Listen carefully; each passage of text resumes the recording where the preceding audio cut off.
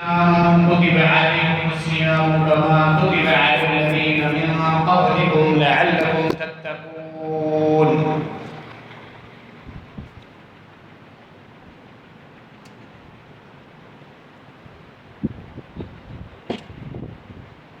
سورہ البقرہ کے اندر اللہ رب العالمین نے روزوں کی فرضیت کا ذکر فرمایا ہے، اور پھر ساتھ ہی روزوں کی فرضیت کا جو مقصد ہے، اس کی جو حکمت ہے، جو چیز اصل مطلوب ہے، اللہ رب العالمین نے وہ چیز بھی ذکر فرمائی.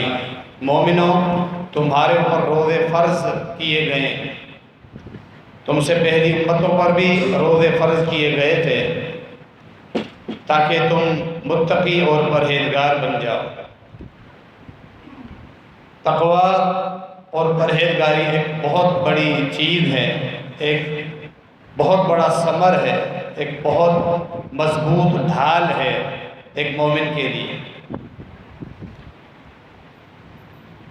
تقوی کی وجہ سے ہی اللہ رب العالمین نے جنتوں کی میراث رکھی ہے، اور تقوی کی وجہ سے اللہ رب العالمین نے جہنم سے نجات کا سبب رکھا ہے. یہ دونوں مفہوم اللہ رب العالمین نے ایک ہی سورہ مریم میں ذکر فرمائے. سورہ مریم کے اندر اللہ رب العالمین نے ایک جگہ جنت کی نعمتوں کا تذکرہ فرمایا، اور پھر آخر میں فرمایا وَتِلْكَ الْجَنَّةُ الَّتِي نُورِثُ مِنْ عِبَادِنَا مَنْ كَانَ تَقِيًّا. فرمایا جنت جس کا تذکرہ تم پڑھ رہے ہو، جس کی نعمتوں کا کچھ تعارف تمہارے سامنے بیان کیا جا رہا ہے، فرمایا میں اس جنتوں کا وارث اہل تقوی کو بناؤں. نُورِثُ مِنْ عِبَادِنَا مَنْ كَانَ تَقِيًّا، میں اپنے بندوں میں سے اس جنت کا وارث ان لوگوں کو بناؤں گا جو متقی اور پرہیزگار. یعنی تقوی ایک بنیادی سبب ہے انسان کی جنت کے اندر وراثت حاصل کرنے کے لیے. اور پھر یہی تقوی اسی صورت کے اندر اللہ نے بیان فرمایا سورہ مریم کے اندر تم میں سے ہر ایک جہنم کے سامنے پیش ہو. انبیاء بھی پل سرات جو کہ جہنم کے اوپر سب دیکھیں گے اس کے ہولناک مناظر، اس کی آگ، اس کی تیزی، ہر کوئی دیکھے گا. پھر پل سرات میں سے تم سب گزارے جاؤ. وَإِن مِّنكُمْ إِلَّا وَارِدُهَا، اس جہنم کے اوپر اس کے سامنے تم میں سے ہر کوئی آئے گا، ہر ایک آئے گا. كَانَ عَلَىٰ رَبِّكَ حَتْمًا مَقْضِيًّا، تیرے رب کا یہ پختہ عہد. ثُمَّ نُنَجِّي الَّذِينَ اتَّقَوْا، فرمایا اس پل صراط میں سے جہنم کے اوپر میں سے ہم گزار دیں گے، جہنم کے اوپر سے ہی ہم گزار دیں گے کن کو؟ جو اہل تقوی. یہاں بھی پھر تقوی ہے جہنم سے بچنے کے لیے. یہ تقوی ایک بہت بڑی نعمت ہے. اگر انسان اس چیز کا عادی بن جائے، اس کی صفت میں یہ چیز آ جائے، اس کے اخلاق میں، بڑا ہی خوش نصیب ہے، اللہ کا محبوب بن جاتا ہے. دنیاوی فوائد اور اخروی ساری برکتیں اس کے لیے جس کے اندر تقوی اور پرہیزگاری ہے. اللہ رب العالمین نے رمضان مبارک کے مہینے کے اندر یہ روزے فرض کیے ہیں. یہ پورا مہینہ، اس کا ایک ایک لمحہ بڑی برکتوں والا ہے. اس کی راتیں بھی، اس کے ایام بھی، اس کی سحری کے اوقات بھی، افطاری کے اوقات بھی حکمتوں سے لبریز ہیں، برکتوں سے بھرے ہوئے ہیں.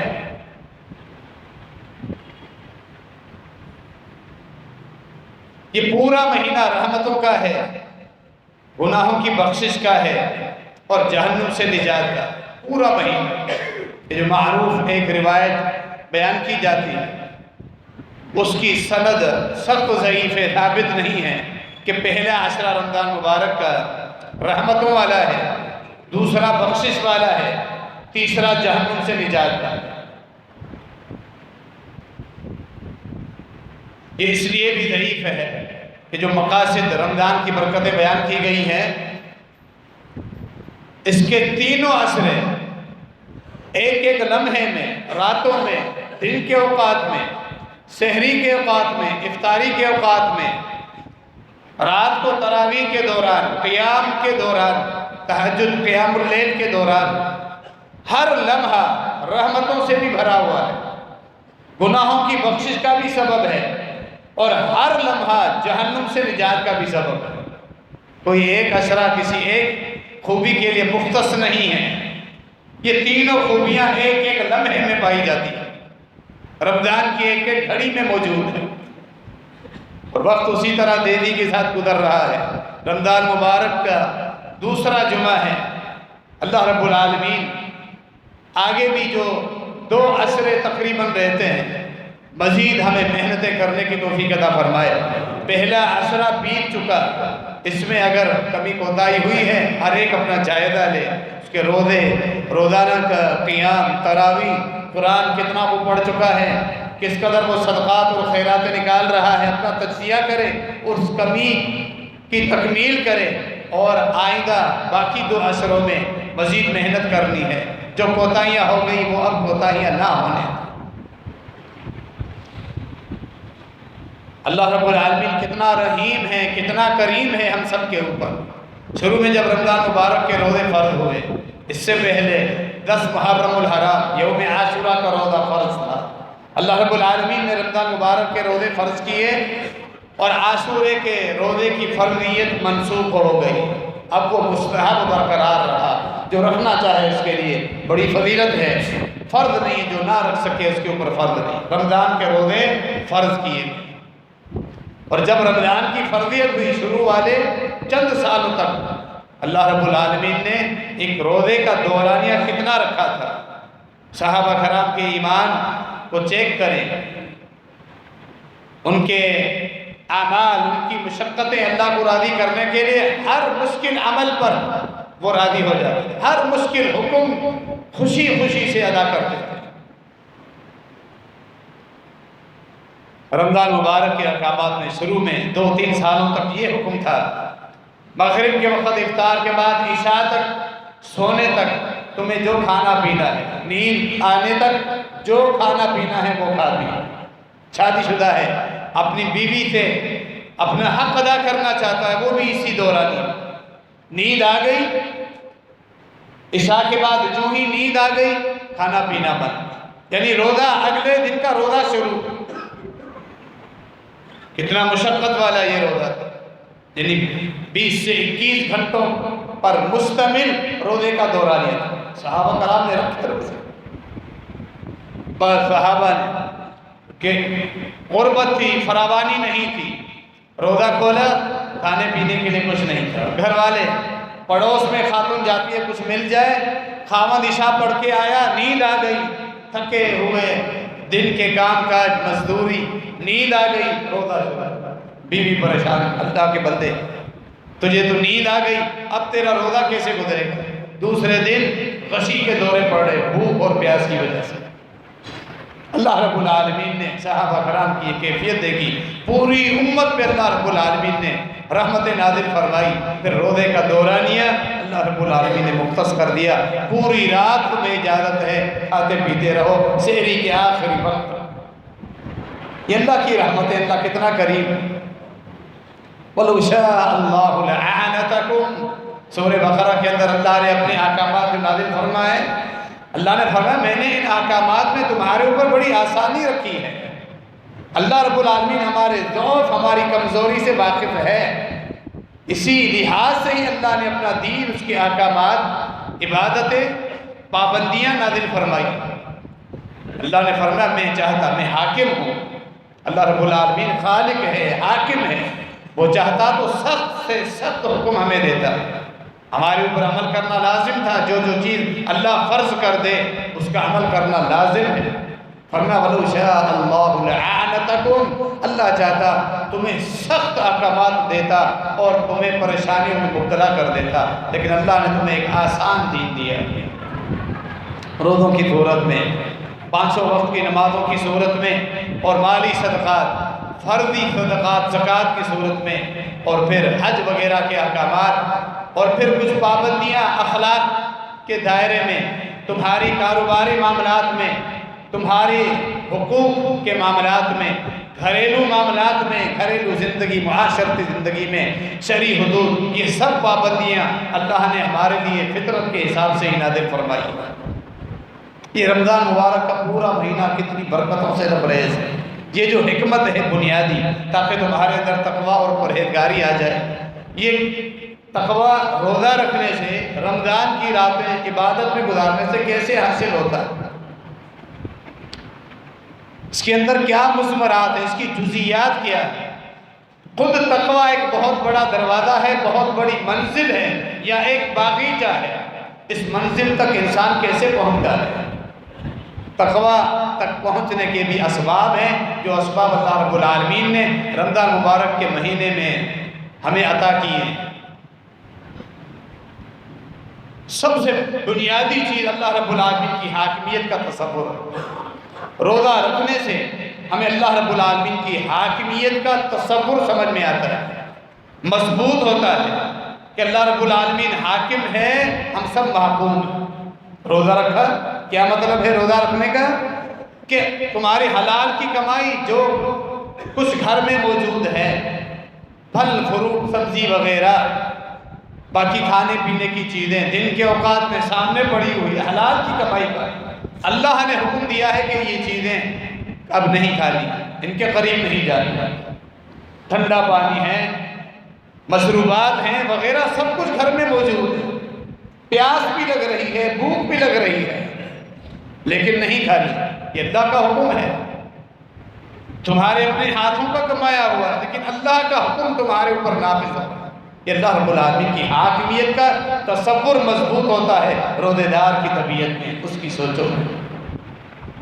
حاکمیت کا تصور کیا ہے؟ کہ اللہ رب العالمین نے ہمیں پیدا کیا ہے، وہی ہمارا خالق ہے، وہی ہمارا مالک ہے، ہم سب اس کے بندے ہیں، اس کی ملکیت میں شامل ہیں. جو چیز کسی انسان کی ملکیت میں ہوتی ہے اس کا مطلب ہے وہ جیسے چاہے تصرف کرے، اس چیز میں جس طرح چاہے استعمال کرے. اللہ رب العالمین کے ہم تصرف میں ہیں، اس کی ملکیت میں ہیں، ہم سب کے سب بندے ہیں. وہ جیسے چاہے احکامات نازل فرمائے، ہم نے ان کو اپنانا ہے اور ان پہ عمل کرنا، چون چرا نہیں کرنا، چیلنج نہیں کرنا اللہ کے احکامات کو جو اللہ رب العالمین نے ہمارے اوپر فرض کر دی.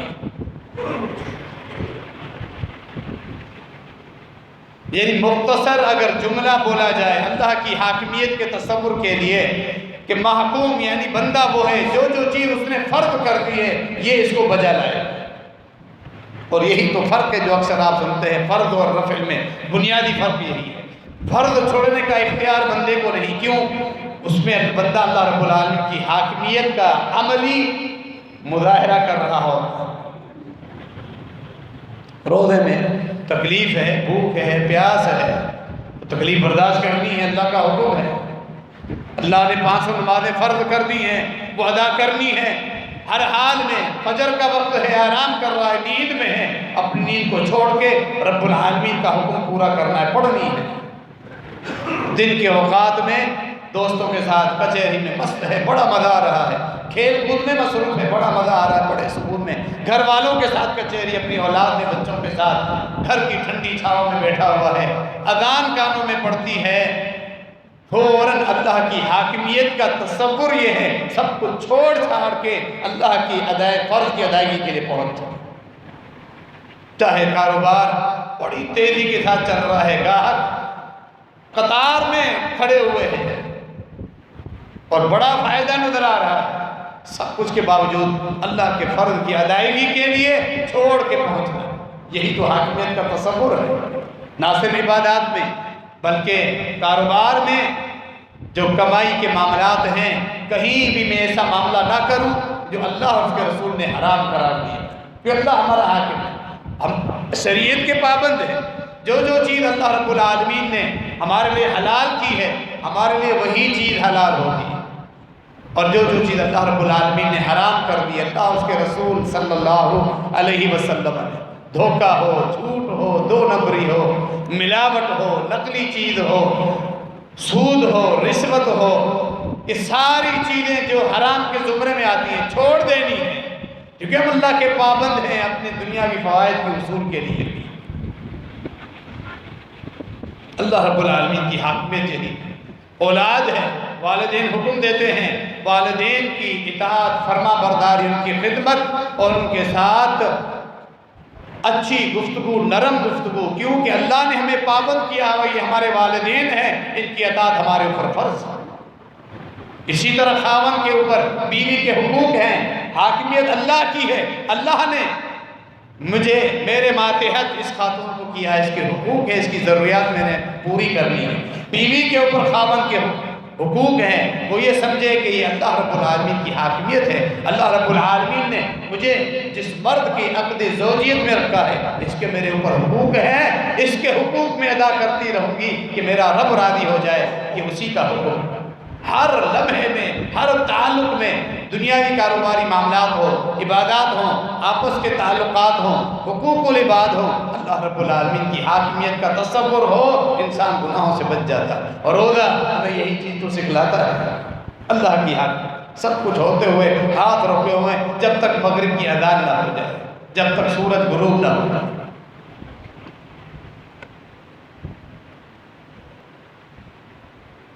اس حاکمیت کی تصور کے ساتھ آخرت کا عقیدہ مضبوط ہوتا ہے ایک انسان کا۔ روزے کا دوسرا فائدہ، آخرت کا عقیدہ جب مضبوط ہو انسان کا، یہی وہ بنیادی عقیدہ ہے جو انسان کی اصلاح کرتا ہے، گناہوں سے نفرت کرتا ہے، مبادا اس گناہ کے بدلے میں اللہ کے غضب کا شکار نہ ہو جاؤ، دنیا کی عارضی لذت کی وجہ سے کہیں جہنم کے عذابوں کا مستحق نہ ہو جاؤ، کہ جہنم کی آگ برداشت نہیں ہوگی، وہ سخت عذاب دینے والی ہے، جھلسانے والی آگ ہے، جو انسان کے چمڑے کو ادھیڑ کے رکھ دے گی کہ جہاں موت بھی نہیں ہے کہ انسان کی جان چھوٹ پائے گی۔ گناہوں سے نفرت، عقیدہ آخرت مضبوط ہو، نیکیوں میں مشقت، مزید تیزی، نوافل کا اہتمام، صدقات و خیراتیں، لوگوں کو اپنی ہاتھ اور زبان کی تکلیف سے بچانا، لوگوں کی مدد کرنا، ان کی معاونت کرنا، ان کے کام آنا، یہ ساری چیزیں انسان کے اندر پیدا ہوتی ہیں جب اللہ رب العالمین نے جو ہمیں عقیدہ سکھایا بنیادی، مرنے کے بعد پھر حساب و کتاب کے لیے اٹھنا۔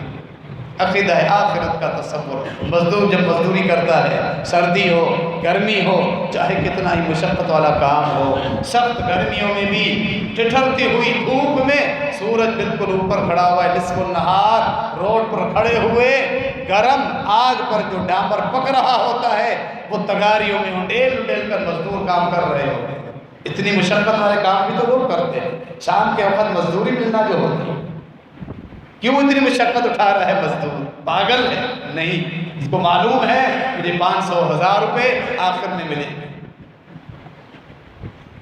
یہ آخرت پر ایمان، یہ جو مشقت روزوں کی انسان اٹھا رہا ہے، مومن اٹھا رہے ہیں، مسلمان اٹھا رہے ہیں، اس مشقت کی مزدوریاں ہیں اللہ رب العالمین، اللہ کی مزدوری، اللہ کی اجرت بڑی بابرکت ہے، وہ بڑی ٹھنڈی ہے، وہ بڑے اجر و ثواب والی ہے۔ نبی مکرم جناب محمد رسول اللہ صلی اللہ علیہ وسلم نے فرمایا للصائم فرحتان، فرمایا روزے دار کے لیے 2 خوشیاں ہیں، 2 موقع پر اسے فرحت ملتی ہے ایک روزہ رکھنے سے۔ ہر دن پھر یہ فضیلت الگ، یہ فرحت الگ، 2 مرتبہ سکون ہے، تسکین ہے، فرحت ہے جب روزہ افطار کرتا ہے۔ سارے دن کی بھوک پیاس، ٹھنڈے پانی کا گھونٹ الگ سے اترتے ساتھ ہی انسان کی ختم ہو جاتی ساری تکلیف، گویا کہ اس نے پیاس کی تکلیف دیکھی ہی نہیں تھی، اس نے بھوک برداشت ہی نہیں کی، سارے دن کی تکلیف بھول جاتی ہے، اور خوشی جو اللہ رب العالمین کی نعمتیں ٹھنڈے پانی اور مختلف مشروبات کی صورت میں پڑی ہوئی ہے، وہ سارا غم اور تکلیف، صبر انسان کی خوشیوں میں کنورٹ ہو جاتے ہیں۔ فرمایا ایک خوشی کو افطار کے وقت واقعتاً روزے دار کی وہ خوشی دیکھنے اور محسوس کرنے کے قابل ہوتی ہے۔ فرمایا دوسری خوشی اسے قیامت کے دن اللہ رب العالمین کے ہاتھوں سے انعام لیتے وقت ملے گا، جب روزے داروں کو خصوصی طور پر، گزشتہ خطبے میں بھی آپ نے سنا، خصوصی طور پر رب العالمین بلائے گا کہ دنیا میں فرشتوں کو یہ کہا گیا ہے کہ لکھ لو میرے بندے نے روزہ رکھا ہے، اس کا ثواب کتنا ہے یہ رب جانتا ہے۔ وہ قیامت کے دن بندے کو پتہ چلے گا، جب بادشاہوں کا بادشاہ جو ملک الاملاک ہے، مالک الملوک ہے، شہنشاہ ہے، وہی شہنشاہ ہے۔ اسی لیے فرمایا نبی علیہ السلام نے سب سے بدبخت ترین آدمی وہ ہے، اللہ کا غضب سب سے زیادہ اس آدمی پر ہے جو دنیا میں بدبخت اپنا نام شہنشاہ کہلواتا ہے۔ شہنشاہ تو رب العالمین، جب اس شہنشاہ سے اپنا انعام حاصل کرے گا یہ مزدور دنیا میں اپنی مزدوری کر کے آئے گا۔ فرمایا یہ دو خوشیاں ہیں اس میں، اس وقت میدان حشر کی جو خوشی ہوگی کیا ہی خوشی ہوگی، پریشانی کی عالم میں میدان حشر کی جو دہشت ہے وحشت ہوگی، سب سے ہٹ کر اس کو چھوڑتے ہوئے اس کو بھلاتے ہوئے اپنے شہنشاہ سے انعام اور تحفہ حاصل کر رہا ہے۔ اس حدیث میں بظاہر یہ دو خوشیاں بتائی گئی، لیکن اس کے اندر بڑی حکمت ہے کہ آج کے اس خطبے میں ہم کچھ برکتوں کا ذکر کر رہے ہیں، حکمتوں کا ذکر کر رہے ہیں۔ رمضان پورا اور یہ روزے کس طرح حکمتوں سے برکتوں سے لبریز، کچھ تجزیہ ہم کر رہے ہیں، وہ مقاصد ہم نے حاصل کرنے ہیں تاکہ ہمارا ایمان مضبوط ہو۔ ہر سال اگر لمبی زندگی کے انسان دعا کرے اس لیے کہ ہر سال مجھے رمضان کا مہینہ ملے صحت اور عافیت کے ساتھ۔ جس طرح افطاری کے وقت سارے دن کی تکلیف بھول جاتی ہے، اسی طرح جو مومن اللہ کی اطاعت میں زندگی گزارتا ہے، جو اللہ نے حلال کا تھوڑا دیا اس کے مطابق زندگی گزاری، زیادہ تعیشات اور اپنا دنیاوی اسٹیٹس بحال کرنے کے لیے حرام کاریوں کی طرف نہیں گیا، اللہ نے جو دیا ہے حلال کا اس کو ہی کافی سمجھا، پھر چاہے اس کی تکلیفیں ہوئی، سادہ زندگی گزاری، اپنے مد مقابل لوگوں کو دیکھا، کسی نے بڑی کاروباری سلسلہ کسی نے شروع کیا ہوا ہے، کسی کا بہترین گھر ہے، بنگلہ ہے، کوٹھی ہے وغیرہ، کسی کے پاس بہترین گاڑی ہے اور لگژری لائف کوئی زندگی گزار رہا ہے، لیکن یہ سب کچھ کے باوجود اپنے آپ کو کنٹرول کرتا ہے جو اللہ نے حلال کا دیا، سادہ زندگی گزر جائے۔ اس میں بیماریاں بھی آئی، تکلیف بھی آئی، برداشت کرتا رہا۔ مسند احمد کی معروف حدیث، اس آدمی کو رب العالمین کے سامنے قیامت کے دن لایا جائے، ساری زندگی تکلیفوں سے مشقتوں سے بھری پڑی، جبرائیل امین جنت کے باغوں میں سے ایک باغ کی سیر کروا کے اس کو لے کے آئے گا، اللہ اس سے پوچھے گا ہل رأیت من شر قط، میرے بندے دنیا میں کتنی تکلیفیں دیکھ کے آئے ہیں، اس جنت کی خواص خوشبو جو 5 صدیوں تک پھیلی ہوئی ہے، صرف اس کی خوشبو جنت کے باغ کی جب سیر کر کے آئے گا وہ دنیاوی ساری تکلیفیں اسے بھول جائیں گی۔ ہم کہتے ہیں خواب لگے گی، لیکن خواب بھی تھوڑا بہت یاد ہوتا ہے، اس سے خواب بھی نہیں لگے گی، پتہ ہی نہیں ہوگا کہ دنیا میں میں نے کبھی تکلیف دیکھی تھی۔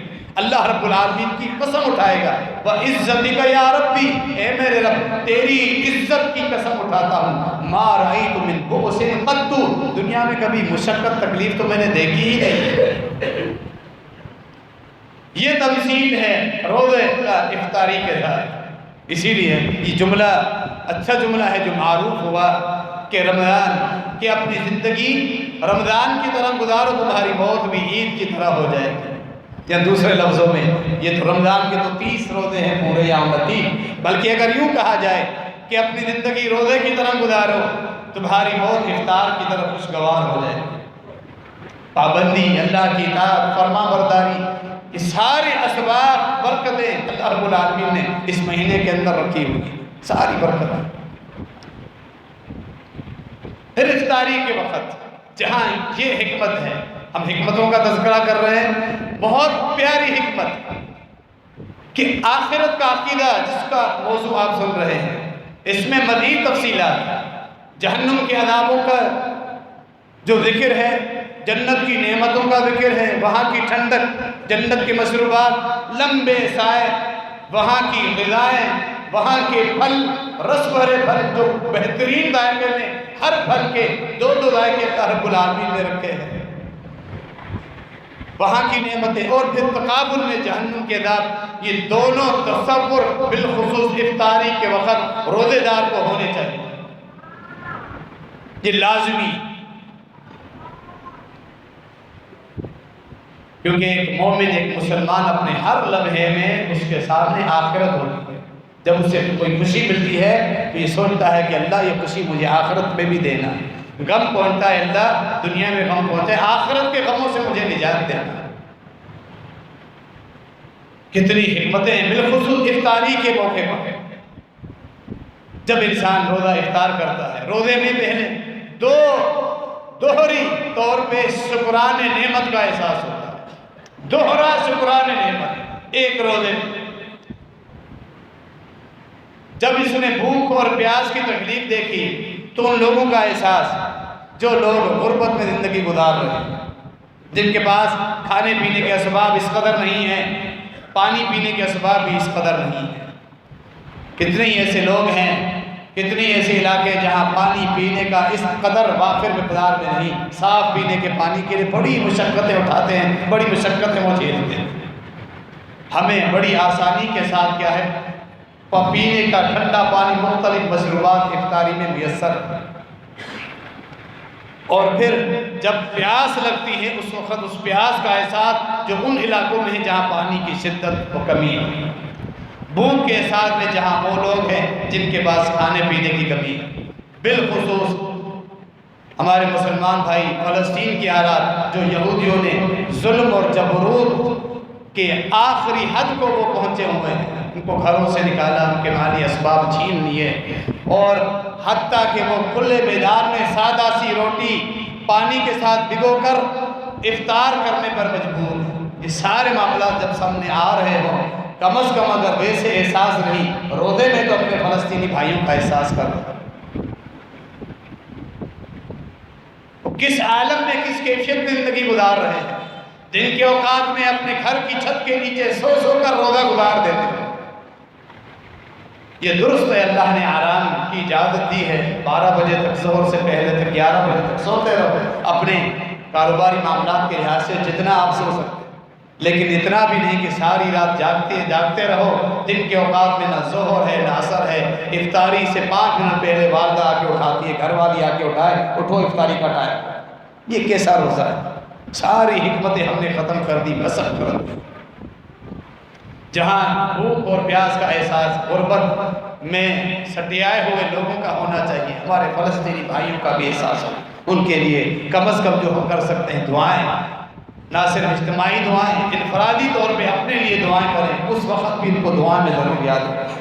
یہ ایک مسلمان کا مسلمان کے ساتھ تعلق ہے، جہاں یہ احساس ہوتا ہے لوگوں کے فقر اور کھاتے کا شکرانے نعمت، اللہ نے ہمیں گھر دیا ہوا ہے، کھانے پینے کے اسباب دیے ہوئے ہیں، جو چاہے جس طرح کا پھل، جس طرح کی غذائیں، مرغن غذائیں، ہم جو بنانا چاہیں گھر والوں کو آرڈر دیتے ہیں، وہ چیز بن جاتی ہے، لطف اندوز ہوتے رہتے ہیں۔ یعنی باقی دنوں جہاں اللہ رب العالمین کی شکرانے نعمت کا احساس ہوتا ہے۔ پھر افطاری کے وقت ایک اور شکرانے نعمت، جب شکر کا مادہ عنصر انسان کے اندر آ جائے، اللہ رب العالمین پھر مزید ادا کرتا ہے، لَإِن شَكَرْتُمْ وَلَإِن شَكَرْتُمْ لَأَزِيدَنَّكُمْ، تم شکر گزار بن جاؤ، میں خوب تمہیں بڑا کر دیتا رہوں۔ اپنی صحت کا شکر، اذان ہوتے ساتھ ہی ٹھنڈا پانی اپنے حلق سے نیچے اتار رہے ہیں، اللہ نے صحت دی ہے، ٹھنڈا پانی پی رہے ہیں، برداشت کر رہے ہیں، اپنے حلق سے اتار رہے ہیں۔ کتنے ہی ایسے لوگ ہیں جو اس قدر بیماریوں میں مبتلا ہے، جو اپنے حلق کے ذریعے ٹھنڈا پانی بھی نیچے نہیں اتار سکتے، اپنی غذا بھی حلق سے ترنے والا بھی اندر نہیں لے جا سکتے، اس طرح مریض بھی موجود ہے کہ اللہ رب العالمین نے یہ صحت دی ہے کہ ترنے والے اور ٹھنڈے مشروبات ہم کیا ہے گھونٹ لے کر پی رہے ہیں، اور مزے سے لے کر اب فرحت بخش یہ مشروبات پی رہے ہیں۔ اللہ کی طرف سے صحت کا شکرانے نعمت کا احساس بھی یہ روزے ہمیں سکھاتے ہیں۔ افطاری کے اوقات میں ہمیں یہ سبق ملتا ہے۔ وہاں آخرت پر ایمان کیا ہے؟ بنیادی چیز پہ آ جائے کہ جو نعمتیں ہم نے سامنے رکھی ہے، مختلف مشروبات، ٹھنڈے پانی، پھل فروٹ کی صورت میں، اور کیا کچھ ہم رکھتے ہیں، جو چٹپٹی چیزیں اپنی فرحت کے لیے رکھتے ہیں، وہاں دونوں تصور رکھے، جنت کا بھی جہنم کا بھی۔ اے اللہ ہماری عبادتیں قبول فرما لے۔ اے اللہ ہمیں تم اپنا اطاعت گزار بندہ بنا دے کہ ہمارا خاتمہ خیر پر ہو، تیری جنتوں کے ہم وارث۔ جس طرح دنیا میں تیری نعمتوں سے مستفید ہو رہے ہیں، اے اللہ جنتوں میں بھی تیری نعمتوں سے ہم مستفید ہونا چاہتے ہیں۔ یہ تصور ہونا چاہیے کہ جنت کی جو نہریں اللہ رب العالمین نے وہاں جنت کے اندر بہا کے رکھی ہیں، بہتی ہوئی نہریں، دودھ کی نہریں، جنت کی شہد کی نہریں، پاکیزہ صاف و شفاف شراب کی نہریں جو اللہ رب العالمین نے وہاں رکھی ہے، ان کا تصور رکھیں اپنے سامنے، صاف شفاف پانی کی نہریں۔ اور اس کے علاوہ مشروبات، سورۃ المطففین میں الرحیق المختوم کا ذکر فرمایا، ایسا مشروب جس پہ مہر کستوری کی لگی ہوئی ہے، اور فرمایا پھر مقرب بندے جو خاص مشروب، فرحت بخش مشروب تسلیم میں سے پیتے رہیں گے۔ جنت کے ان مشروبات کو بھی تو سامنے رکھے، جب دنیا کی مشروبات سامنے رکھے ہوئے افطاری کے وقت میں۔ سورہ الدہر میں 2 مشروبات اور ہیں جن کا ذکر فرمایا، کان مزاجھا کافورا، انہیں وہ مشروب پلایا جائے گا جس کے اندر کافور کی بھنک ہوگی، کافور کی مہک ہوگی۔ اور آگے فرمایا کان مزاجھا زنجبیلا، ایک اور مشروب جس کے اندر ادرک کا ذائقہ ہوگا۔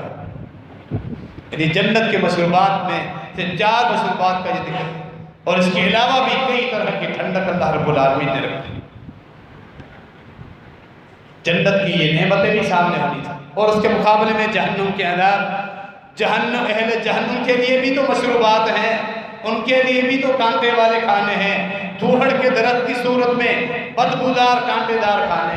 جب ہم افطار کریں حلق سے یہ چیزیں اتاریں، اللہ ہمیں ثابت قدم رکھنا تیرے دین پر، تیرے نبی صلی اللہ علیہ وسلم کی اطاعت اور محبت پر، عقیدہ توحید پر، تیرے فرائض کی پابندی پر، گناہوں سے ہم نفرت کرتے رہیں، بچتے رہیں، اور ہمارا خاتمہ خیر پر ہو، جہنم کے ان عذابوں سے ہم بچ جائیں۔ اللہ نے فرمایا اہل جہنم کے بارے میں لا یذوقون فیہا بردا ولا شرابا الا حمیما وغساقا، وہاں اس جہنم میں نہ کسی قسم کی ٹھنڈک محسوس کریں گے، ٹھنڈک ہی نہ ان کو ملے گی، نہ ہی پینے کے لیے کچھ ملے گا، یعنی پینے کے لیے ٹھنڈا پانی بھی نہیں اور فرحت بخش ٹھنڈک بھی نہیں۔ جہنم کے عذابوں میں گرم طبقہ الگ اور سخت عذاب دینے والا سرد زمہریر کا طبقہ الگ، لیکن فرحت بخش ٹھنڈک کے لیے وہ ترس جائیں گے، حتیٰ کہ اس قدر ترس جائیں گے کبھی داروغائے جہنم سے کہیں گے مالک سے، تیرے اپنے رب سے کہو خفف عنا یوما من العذاب، یہ جو عذاب ہم جھیل رہے ہیں، چمڑے ہمارے جل کے راکھ ہو جاتے ہیں، پھر دوبارہ نئے چمڑے آتے ہیں اور مختلف عذاب، اللہ سے کہو کوئی ایک دن چند گھنٹوں کے لیے ہمیں سکون دو دے۔ جواب ملے گا قطن نہیں۔ پھر کہیں گے ہمیں موت دی جائے، جواب دیا جائے گا قطن نہیں۔ پھر اہل جنت سے اللہ ان کی وہی جنت میں ہی ملاقات کرائے گئے، جہنم میں جل رہے ہوں گے، ایک دوسرے کو دیکھ رہے ہوں گے، کہیں گے افیضوا علینا من الماء او مما رزقکم اللہ، پانی کے چند چھینٹے ہی ہمارے اوپر گراؤ، کچھ تو جسم کو ٹھنڈک ملے۔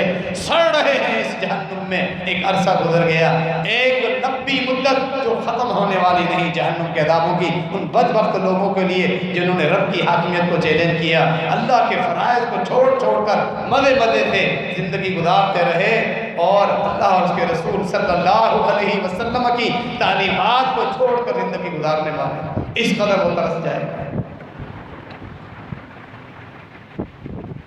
جہنم کی ان تکلیفوں سے، ان عذابوں سے اللہ ہمیں بچائے۔ لیس لہم طعام الا من ضریع، سورہ الغاشیہ، ان کے لیے کھانا کیا ہے؟ ضریع، ریگستان میں ہونے والی ایک گھاس، بدبودار گھاس جب سوکھ جاتی ہے اس گھاس سے زہر بنایا جاتا ہے، وہ گھاس ان کے لیے کھانے کے لیے۔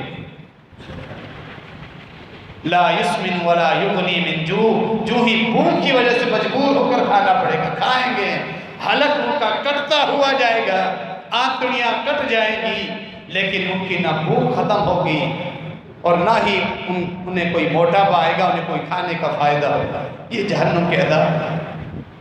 یتجرعہ ولا یکاد یصیغہ، اپنے حلق سے بڑے مزے کے ساتھ یہ ٹھنڈے مشروبات ہم اتار رہے ہوتے ہیں اہل جہنم کے اوپر جو عذاب ہوں گے۔ اللہ نے فرمایا جہنم کے عذابوں میں یہ جو گرم کھولتا ہوا جہنم کا جو پیپ ہوگا، وَلَا طَعَامٌ إِلَّا مِنْ غِسْلِينٍ، سورہ الحاقہ، لَا يَأْكُلُهُ إِلَّا الْخَاطِئُونَ، یہ گنہگار اہل جہنم کے جسموں سے جو پیپ اور خون جمع ہوتا رہے گا، پھر جہنم کے ٹیمپریچر پر گرم کھولتا ہوا وہی پیپ انہیں زبردستی پلایا جائے۔ یتجرع، زبردستی ایک ایک گھونٹ لے لے کر پیے گا، ولا یکاد یصیبہ، اپنے حلق سے نیچے قریب نہیں ہوگا کہ اتار سکے، لیکن اتارنا پڑے گا۔ فشاربون علیہ من الحمیم، سورہ الواقعہ، پھر جہنم کے کھانوں تھوہڑ اور اس دری کے اوپر انہیں گرم کھولتا ہوا پیپ جہنم کا پلایا جائے گا۔ پیاس کی تھی حدت، پیاس کی ایسی شدت اللہ رب العالمین ان پر مسلط کرے گا کہ وہ پیاسے اونٹوں کی طرح وہ کھولتا ہوا پیپ بھی پیے۔ فشاربون علیہ من الحمیم، فشاربون شرب الہیم، پیاسے اونٹوں کی طرح وہ پیپ بھی پیے۔ پیاس ختم نہیں ہوگی، پیاس کی حدت اسی طرح بڑھتی رہے گی۔ اس کے مقابلے میں جنت، نہ وہاں نہ پیاس کی حدت کبھی محسوس ہوگی، نہ وہاں دھوپ کی تپش انہیں تنگ کرے گی، نہ بھوک کی وجہ سے انہیں کبھی پیٹ میں مروڑیں اٹھے گی، ہمیشہ سکون اور عافیت میں رہیں گے۔ ٹھنڈی چھاؤں میں رب سے ملاقاتیں، انبیاء کی ملاقاتیں، ٹھنڈے باغات میں، لمبے درختوں کی چھاؤں میں، بہتے ہوئے پانیوں میں، محلات میں اپنی پاکیزہ بیویوں کے ساتھ خدمت کرنے والے چھوٹے جنت کے بچے جب خواہش کریں گے سونے کی تشتریاں، سونے کی پلیٹوں میں ان کے لیے وہی چیز جو دل میں من میں آئے گی، کمبل پورے مقدار میں لے کر حاضر ہوں گے، کبھی کسی چیز کی کمی نہیں ہوگی۔ اس جنت کا تقابل رکھیں اور پھر جہنم کے عذابوں کا تصور سامنے رکھیں کہ یہ افطاری بھی ہمارے لیے بڑے اسباب سے بھری پڑی ہے کہ دن کے اوقات میں روزہ ہمیں ایک اور چیز بھی سکھاتا ہے، قناعت پسندی، کہ اگر پورا دن اگر قناعت پسندی سے گزارتے ہیں، رات کے وقت کھاتے ہیں، اپنی زندگی میں زیادہ تعیشات، زیادہ فراوانی، عیاشیوں سے بچتے ہوئے اللہ نے جو حلال کا تھوڑا دیا ہوا ہے اس پہ قناعت پسندی کرو۔ لیکن یہاں ہم نے کچھ رمضان کا امیج اس قدر بنا دیا ہے، دن کے وقت میں نے بتایا سوتے رہتے ہیں، فرائض بھی چھوڑ دیے۔ کل ہی ایک ساتھی مسئلہ پوچھ رہا تھا، ایک آدمی ہے وہ روزہ رکھ رہا ہے، نماز نہیں پڑھتا، اس کا روزہ قبول ہوگا؟ میں ہمارے سامنے جو قرآن مجید کی آیات اور نبی علیہ السلام کی حدیث جو فرائض کی اہمیت کے بارے میں ان کی روشنی میں نے صاف صاف کہہ دیا اس کا روزہ نہیں۔ حیران ہوں آپ کس طرح فتویٰ دے رہے ہیں کہ اس کا روزہ قبول ہے؟ میں نے کہا میں فتویٰ دے رہا ہوں اس کا روزہ نہیں، وہ نہ نمازیں نہیں پڑھنی، وہ روزہ نہیں رہا، سوتے رہتے ہیں، اگر نہ ظہر ہے نہ عصر ہے، پھر اٹھ کے سحری کر کے فجر سے پہلے سو جانے والے نوجوان وہ بھی رمضان کو انجوائے کر رہے ہیں۔ یعنی یہ ایک انجوائمنٹ کا مہینہ ہو گیا، عبادت کا مہینہ تو نہیں ہوا، تعیشات کرنے کا مہینہ ہو گیا، کھیل کود کا مہینہ ہو گیا، عبادات اور برکتوں کا حصول کہاں گیا؟ تو قناعت پسندی کیا ہے؟ اس کے مقابلے میں جب سے روزہ افطار ہوا پھر ساری رات سحری تک مختلف قسم کی چٹپٹی چیزیں، سموسے، پکوڑے، بریانیاں، قورمے، اب کھاؤ، ہڑپ کرو، جو حکمت کے حساب سے جو اللہ رب العالمین نے رکھی تھی روزے کے اندر انسان کو صحت ملتی ہے، اپنی صحت کا اسی طرح خود بیڑا غرق کر دیتے۔ اللہ کے بندے اس قدر ہم ٹھوسیں گے اپنے پیٹ کے اندر، کہاں ہم سے تراویح پڑھی جائے گی، کہاں ہم سے عبادات ہوگی، کہاں ہم سے نمازیں پڑھی جائے گی، کہاں ہمارا قرآن کے ساتھ تعلق قائم ہوگا۔ اللہ رب العالمین نے رمضان مبارک کا یہ مہینہ ہمیں دیا ہے، قناعت پسندی، اور پھر انسان کی ایک فطرت ہے، اللہ نے ہمیں اپنی فطرت بھی دکھائی ہے، ہم کمزور ہیں فطرتی طور پر، انسان نڈھال ہو جاتا ہے۔ اب تو آہستہ آہستہ روزے ٹھنڈے آ رہے ہیں، ٹھنڈے دنوں میں آ رہے ہیں، جو گرمی کے دنوں سے ہم گزر کے آئے ہیں وہاں کے روزوں میں بڑے اسباب مزید بھی موجود ہیں کہ انسان کو دھوپ کی تکلیف، پیاس کی تکلیف اور پھر ساتھ بھوک انسان کو نڈھال کر کے رکھ دیتا ہے۔ کہ انسان فطری طور پہ کمزور ہے. وہ اللہ رب العالمین ان تمام حاجتوں سے منزہ ہے. نہ اسے بھوک لگتی ہے، نہ اسے پیاس، نہ اسے بیوی کی حاجت ہے، نہ اسے اولاد کی حاجت ہے، نہ اسے نیند کی حاجت ہے. وہ اونگتا بھی نہیں، وہ تھکتا بھی نہیں، وہ موت سے پاک ہے، ہمیشہ سے ہے، ہمیشہ رہے گا. وہ کسی کا محتاج نہیں، نہ اسے کسی کی معاونت مطلوب ہے، نہ اس سے کسی کا مشورہ مطلوب ہے. وہ رب العالمین ہے، وہ الصمد ہے، وہ الحاکم ہے، وہی المعبود ہے، وہ خالق ہے، وہ مالک ہے. اس کی صفات، اس کی بڑائی، اللہ کی معرفت بھی آتی ہے. ہم انسان کس قدر کمزور ہے. ہمارے لیے تکبر لائق نہیں کہ انسان تکبر کرتا رہے. اگر آدھے دن کے لیے کھانا نہ ملے تو فوراً نڈھال ہو کے گر جاتا ہے. اس یہ بڑا تکبر کیسے کر سکتا ہے؟ اس قدر کمزور ہے. اور پھر اللہ کی ایک حکمت یہ بھی ہے، جب کمزوری آتی ہے، کھانا پینا بند، انسان سیدھا بن جاتا ہے. کمزوری میں، عاجزی میں اللہ کی اطاعت عبادت کرنے کو بھی دل کرتا ہے. عاجزی میں گناہوں سے انسان دور ہو جاتا ہے. اسی لیے نبی علیہ السلام نے جب جہنم جنت کے اندر دیکھا، فرمایا میں نے جنت میں دیکھا اکثر فقراء نظر آئے جو بھوک اور پیاس اور کمزوری سادہ سی زندگی گزار کر آئے تھے. میں نے دیکھا جنت میں اکثر وہی لوگ، جبکہ اکثر گھروں میں فراوانی اور لاڈلوں کی طرح پلنے والے، ہر طرح کے تعیشات کرنے والے سب نہیں. اکثر کا معاملہ اللہ رب العالمین نے بیان فرمایا ہے. انہم کانوا قبل ذلک مترفین، سورہ الواقعہ، وکانوا یصرون علی العنف العظیم. وہ دنیا میں بڑے لاڈوں سے پل رہے تھے، تعیشات میں ہر چیز ان کے پاس میسر تھی. اسی وجہ سے وہ بڑے گناہ کثرت کے ساتھ کرتے تھے. یہ اصحاب الشمال، اہل جہنم والوں کا تذکرہ ہے. انہو کان فی اہلہ مسرورا، سورہ الانشقاق. جن لوگوں کا ان کا نام اعمال الٹے ہاتھ کو موڑ کر پیٹھ کے پیچھے زبردستی تھمایا جائے گا، ناکام لوگ، فرمایا یہ دنیا میں گھر میں بڑی نعمتوں سے بل کے آیا تھا. اکثر ان لوگوں کا حال یہی ہے. جبکہ فقراء، انبیاء کے پیروکار اکثر فقراء ہی رہے ہیں. جنت میں اللہ رب العالمین نے اکثر فقراء کو ہی دیکھے. ہم دنیاوی تعیشات کے حصول کے لیے حرام کے ذرائع استعمال کرتے ہیں کہ لوگوں سے پیچھے نہ رہے، ہر چیز میسر ہو، تعیشات دنیا کی مل جائے. آخرت کی نعمتیں ہم بھلا دیتے ہیں کہ دنیاوی ہر چیز موجود. اللہ کے بندو، حرام کما کر ہم اپنے لیے جہنم خریدتے ہیں، دنیاوی ہر چیز حاصل کرتے ہیں اس لیے کہ اللہ سے دور ہو جائیں. قناعت پسندی بھی گئی اور اللہ کے دیے ہوئے حلال پہ اکتفا کرنا، یہ چیز بھی ختم ہوئی. تو رمضان مبارک کی برکتیں جب حاصل ہوگی، جب ان حکمتوں کو بھی ہم سامنے رکھیں. رمضان مساجد کے ساتھ تعلق رکھنے کا بھی مہینہ ہے.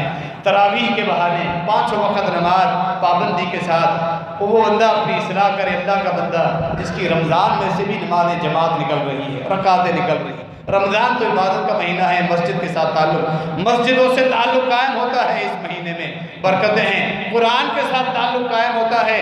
تہجد پڑھنے کی عادت پڑتی ہے اس مہینے میں. ساری برکتیں اس رمضان مبارک کے مہینے میں ہیں. اللہ رب العالمین نے تحفہ تراویح کی صورت میں دیا ہمیں. کتنی بڑی نعمت ہیں. وہ ملحدین، اسلام کے دشمن اور نامنہاد مسلمان جو ان کا اعلی کار بنے ہوئے ہیں، ملحد، منکرین حدیث، ایسے لوگ جو یہ تحفہ ہے تراویح کا، آج اس کو بھی مشکوک بنا رہے ہیں. سوشل میڈیا پر باقاعدہ بات چڑھی ہوئی ہے مسلمانوں کے اس معاملات کو مشکوک بنانے کے لیے. تراویح پڑھنا بدعت ہے، کوئی ضروری نہیں. کوئی کہتا ہے قرآن کی تکمیل کوئی ضروری تھوڑی ہے، وغیرہ وغیرہ جیسی باتیں کر کر کے ان ظالموں نے دیکھا 11 مہینے تو یہ مسلمان دور ہوتا ہے مسجد سے، یہ ایک مہینے میں ایسا تعلق کیوں؟ ان ظالموں کو، ملحدوں کو اس تعلق پر بھی بڑی تکلیف ہوگی.